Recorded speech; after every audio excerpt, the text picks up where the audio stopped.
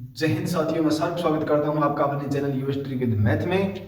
तो बिहार के रहने वाले बीपीएससी स्टूडेंट का आपने दर्द है वो देख लिया होगा। तो अभी तक ये दर्द आपने स्टूडेंटों का नहीं देखा है तो पहले आप इस स्टूडेंट के दर्द को देखिए। जनगण मन गाते हुए किसको अरेस्ट किया जाता है? कहाँ का न्याय? कौन सा आर्टिकल में लिखा हुआ है कि जनगण मन गाते हुए अरेस्ट किया जाता है? बताओ हमको। हमें कभी नहीं हुआ है। उम्मीद था कि जो व्यक्ति उसी पढ़ाई को पढ़ के आते हैं, प्रशासन में आते हैं, वो अपने ही बच्चों पर इस तरह बर्बरता करेगी, हमको उम्मीद नहीं था। इसके अंदर किस तरह स्टूडेंटों को मारा जा रहा है, किस तरह गठित घसीटा जा रहा है और किस तरह इस पर सर्दी के दिन के अंदर इसके ऊपर पानी की बौछारें की जा रही है। अगर सर्दी के दिन हम ठंडे पानी से भी नहीं नहा सकते और इसके ऊपर ठंडे पानी की बौछारें की जा रही है। इसके अंदर ये बौछार क्यों की जा रही है? क्योंकि इसको प्रोटेस्ट को खत्म करने के लिए ये हथकंडे हैं वो पुलिस के द्वारा अपनाए जाते हैं और इसके अंदर इसके ऊपर लाठियां चार्ज भी की जा रही है। ये क्यों हो रहा है? ये इसलिए हो रहा है क्योंकि 13 दिसंबर को बीपीएससी की हुई परीक्षा को रद्द करने के लिए ये प्रोटेस्ट इन स्टूडेंटों के द्वारा किया गया था। इस प्रोटेस्ट को लीड करने वाले रहमान सर कोचिंगों के संचालन भी थे, जो अभी इनके प्रोटेस्ट के अंदर दिखाई नहीं दे रहे हैं। सबसे ज्यादा आगे आने वाले आप रहमान सर को देखिए, इनका बयान सबसे ज्यादा वायरल हो रहा है। 13 दिसंबर के बाद में तारीख आती है 28 दिसंबर, जहां पर चक्का जाम पूरे बिहार के अंदर कर दिया जाता है और इसके अंदर जहां पर प्रोटेस्ट कर रहे थे, जिस बाग के अंदर प्रोटेस्ट हो रहा था उसके अंदर नई स्टूडेंटों को आने दिया जा रहा था और उसके अंदर ही थे स्टूडेंट, उसको बाहर जाने दिया जा रहा था। इसके बाद पुलिस के द्वारा इसके ऊपर लाठीचार्ज की जाती है, पानी की बौछारें की जाती है, स्टूडेंटों को घसीटा जाता है और फिर एक मोहतरमा साहब जिसका नाम स्वीटी है उसका बयान आता है। पहले आप इस मोहतरमा का बयान सुनिए। को हमारे समक्ष लेकर आया गया, उसी में इन्होंने धक्का मुक्की शुरू की। उसके बावजूद प्रशासन ने कोई एक्शन नहीं लिया। हम लोग वहीं बने रहे, हम खुद वहां पर खड़े रहे। उसके बाद भी इनसे अनुरोध किया, उनके बाद भी हम लोगों ने अनुरोध किया कि आपके द्वारा अगर किसी से मिलना चाहते हैं, चीफ सेक्रेटरी सर जो है खुद इन लोगों से मिलने के लिए तैयार थे, परंतु इनके द्वारा जो है खाली नहीं किया जा रहा था और ना ही अपनी मांग जो है आगे रखी जा रही थी।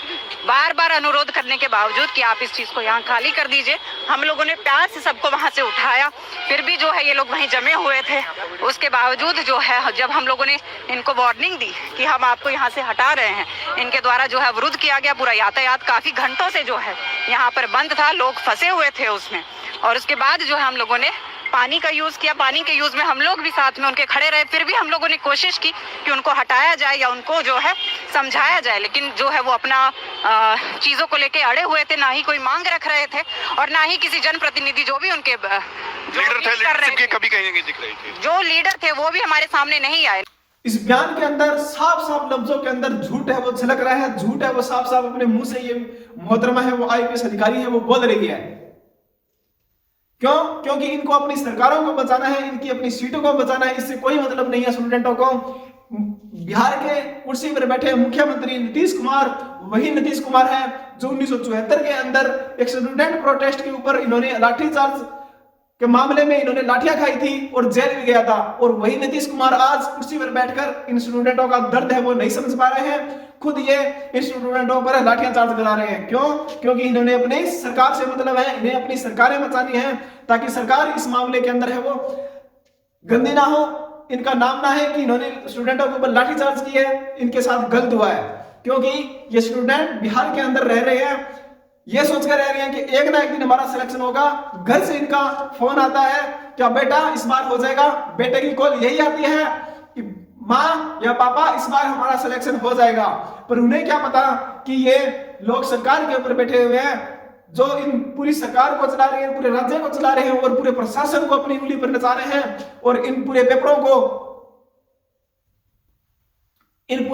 को लीक कर रहे हैं। और कहीं परीक्षा रद्द हो रही है तो कहीं पेपर लीक हो रहे हैं। इस तरह की घटना देखने को मिल रही है। उन्हें क्या पता कि इस तरह के मामला आ जाएगा, हमारा सिलेक्शन नहीं हो पाएगा। ये दर्द दिख रहा है वो उन स्टूडेंटों का है जो ये आस लेकर आए थे कि हमारा एक ना एक दिन सिलेक्शन होगा, हम सरकारी नौकरी लेकर रहेंगे। लेकिन उन्हें क्या पता कि देश के अंदर बैठे रहे ये गद्दार ही इस देश को खा रहे हैं। अब इन सरकारों को कोई मतलब नहीं है अपना।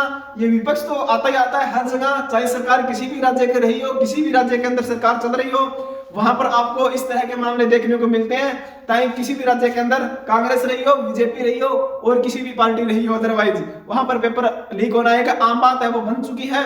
और फिर उनके ऊपर जो प्रोटेस्ट करते हैं अपने हक के लिए स्टूडेंट, उन्हीं के ऊपर लाठियां चार्ज की जाती है, ताकि हम साफ सुथरे हैं, हमारे अंदर कोई खोट नहीं है। ये सरकार खुद यहाँ पर दिखाना चाहती है, क्योंकि इसके अंदर आपने देख लिया होगा, अब इसके अंदर वो लोग भी इसको पक्ष में लेके सरकार के जो इसके अंधभक्त बने बैठे हैं, क्योंकि अभी बिहार के अंदर जो सरकार चल रही है वो एक बीजेपी की सरकार चल रही है, और जो बीजेपी के लोग हैं वो ये कह रहे हैं कि इलीगल था, ये लोग देशद्रोही थे, ये लोग प्रोटेस्ट करने वाले थे, एक आतंकवादी थे, किसी ना किसी शब्द को संज्ञा देकर इनको देशद्रोही का दर्जा दे देंगे। क्यों? क्योंकि जितने भी हमारे देश के अंदर प्रोटेस्ट हुए हैं, कोई भी प्रोटेस्ट ले लो, चाहे किसान आंदोलन को ले लो, चाहे रेलवे परीक्षा को ले लो, इस तरह के प्रोटेस्ट हुए हैं, वहां पर आपको उग्रवादी कहकर या देशद्रोही कहकर या उपद्रवी कहकर यहाँ पर उसको एक अलग तरह की संज्ञा दे दी जाती है, ताकि ये लोग आगे आने वाले टाइम के अंदर कोई प्रोटेस्ट ना कर सके, इनका पक्ष ना लग सके, ताकि सरकार लोगों को लगे कि यहाँ पर सरकार सही है, ये लोग जो प्रोटेस्ट कर रहे हैं ये लोग गलत है। अरे किसी ये लोग गलत नहीं हो सकते स्टूडेंट, क्योंकि अपने हक के लिए आवाज उठा रहे हैं। अगर हम इनकी लोगों की आवाज नहीं उठाएंगे तो इनकी आवाज कौन उठाएगा? इस वीडियो को ज्यादा से ज्यादा शेयर कर दें उन लोगों के पास में जो लोग अभी बीपीएससी की परीक्षा दे चुके हैं, जिनके आंख के ऊपर पट्टी बंधी हुई है कि ये प्रोटेस्ट इलीगल है, गलत है। ये प्रोटेस्ट एक हक के लिए था और हक के लिए रहेगा। यूपी पुलिस के अंदर भी पीछे यूपी के अंदर प्रोटेस्ट हुआ था, कितने दिन चला था वो आपको पता है। फिर लास्ट में जाकर सरकार ने एक्शन लिया था, आग से ऊपर चली गई थी, तब उन्होंने ये एक्शन लिया था, तब उन्होंने जाकर री एग्जाम करवाया था। पहले सरकार खुद ही डट गई थी कि पेपर है वो लीक हुआ ही नहीं है, इतने सबूत आए, फिर उन्होंने कहा लीक हुआ है, इनको पता लग गया है। ऐसा इनके अंदर है। बीपीएससी के अंदर जितना आंदोलन मजबूत होगा उतना ही आपका बीपीएससी का जो पेपर है, एग्जाम है, वो रद्द हो जाएगा और दूसरा आपकी परीक्षा ले ली जाएगी, अगर सरकार एक्शन में आती है तो। बाकी लग नहीं रहा है एक्शन में आएगी, क्योंकि इतना कुछ होने के बाद भी सरकार एक्शन है वो नहीं लेती है। पहले अपना सरकार खुद ब खुद बचाव करना चाहती है, वो इन्होंने कर लिया है। अब जब बात ऊपर चली जाएगी तब ये जाकर एक्शन लेंगे। एक स्टूडेंट की यहाँ पर मौत भी हो चुकी है, आपने देखा होगा, खान सर ने उनका खुद अर्थी उठाकर उनको शमशान के अंदर वो ले जाया गया था। कितना अन्याय हो रहा है, कितना नहीं, फिर भी ये लोग नहीं सोच रहे हैं स्टूडेंटों के। और आप ऐसे हो जो इन सरकारों के तलवे चाट रहे हैं, चाहे वह किसी भी सरकार, किसी भी प्रधानमंत्री हो, चाहे कोई किसी भी पार्टी की भी सरकार बनी हो, हमें इस चीज से कोई लेना देना नहीं है। चाहे वह किसी भी पार्टी से सरकार बनी हो, आप किसी को वोट कर रहे हो, हमें कोई लेना देना नहीं है। लेकिन आप आम उठाकर देखोगे भारत के अंदर चारों ओर जितने भी राज्य हैं, सभी राज्य के अंदर गौर करोगे तो आप 90% राज्यों के अंदर यही हाल है कि आपके पेपर लीक हो रहे हैं। 90% राज्यों के अंदर यही हाल है। एक आधा राज्य बचता है उसकी कह नहीं सकता, बाकी 90% राज्य यही है कि यही हाल हो रहा है पेपर लीक का। चाहे मैं किसी की सरकार रही हो, उसके ऊपर आवाज उठानी चाहिए, चाहे आप वोट किसी भी पार्टी के दिए हो, चाहे आपने वोट किसी भी पार्टी के दिए हो, लेकिन आपको हक के लिए आवाज उठानी है। गलत है तो गलत है, गलत के खिलाफ आवाज उठानी पड़ेगी आपको, तभी आपका जाकर आपका भविष्य है वो सुधरेगा। एक ना एक दिन आज उनके साथ में गलत हो रहा है तो कल एसएससी जीडी के स्टूडेंटों के साथ में गलत होगा, तो परसों एसएससी सीजीएल के साथ में गलत होगा, पीछे भी एसएससी सीजीएल के साथ में गलत हो चुका है।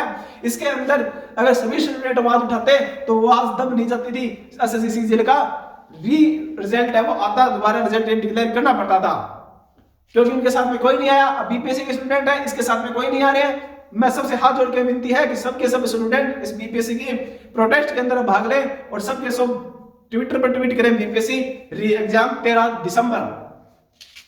सबके सब अपनी बातों को ये ना सोचो कि हम पर आएगी तभी हम बोलेंगे, ऐसा नहीं है। एग्जाम सबको देना, तो तैयारी कर रहे हैं तो एग्जाम उनका भी होना है, एग्जाम आपका भी होना है, एग्जाम हमारा भी होना है। हो सकता है कल उनका बारी है तो आने वाले कल के अंदर हमारी बारी होगी। इससे अच्छा है आप पहले इसके अंदर शामिल हो जाओ और आवाज पहले उठा दो ताकि आप तक बारी ना आ सके।